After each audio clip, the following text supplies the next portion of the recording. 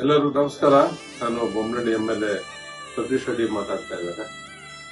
ಇದೇ ಆಗಸ್ಟ್ 3 ಮತ್ತು 4 ನಾವು ಉಚಿತವಾಗಿ ಒಂದು ಕಲ್ಯಾಣ ಮಂಟಪವನ್ನ ಕಟ್ಟಿದ್ದೇವೆ.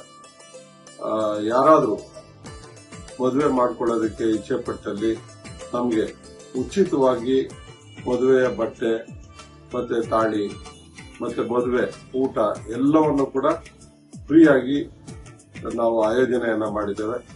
ಯಾರಾದ್ರೂ ಇಚ್ಛೆ ಪಟ್ಟಲ್ಲಿ 18 ವರ್ಷ ತುಂಬಿರುವಂತವರು, 21 ವರ್ಷ ತುಂಬಿರುವಂತವರು ಕಾನೂನು ರೀತಿಯಲ್ಲಿ ತಮ್ಮ ಒಂದು ಅರ್ಜಿಯನ್ನ ಸಲ್ಲಿಸಿದ್ರೆ ಅವರಿಗೆ ಉಚಿತವಾಗಿ ನಾವು ವಿವಾಹವನ್ನ ಮಾಡಿಸುವಂತ ಕೆಲಸವನ್ನ ನಾವು ಮಾಡ್ತೇವೆ.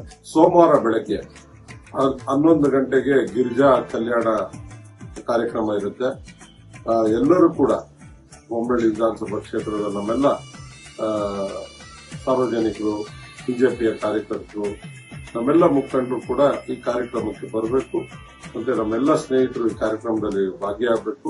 ದೇವಚಿಕ್ಕನಹಳ್ಳಿ ರಸ್ತೆಯ ಕೋಡಿಚಿಕ್ಕನಹಳ್ಳಿ ಭಾಗದಲ್ಲಿ ರುಕ್ಮಿಣಿ ಪ್ರಭಾಕರ್ ರೆಡ್ಡಿ ಅವರ ಕಲ್ಯಾಣ ಮಂಟಪಕ್ಕೆ ಬಂದು ನಾವೆಲ್ಲರೂ ಕೂಡ ಈ ಕಾರ್ಯಕ್ರಮದಲ್ಲಿ ಭಾಗಿಯಾಗಿ ಕಾರ್ಯಕ್ರಮವನ್ನು ಯಶಸ್ವಿಗೊಳಿಸಬೇಕು ಅಂತ ತಮ್ಮಲ್ಲಿ ಪ್ರಾರ್ಥನೆಯನ್ನ ಮಾಡ್ತೀವಿ.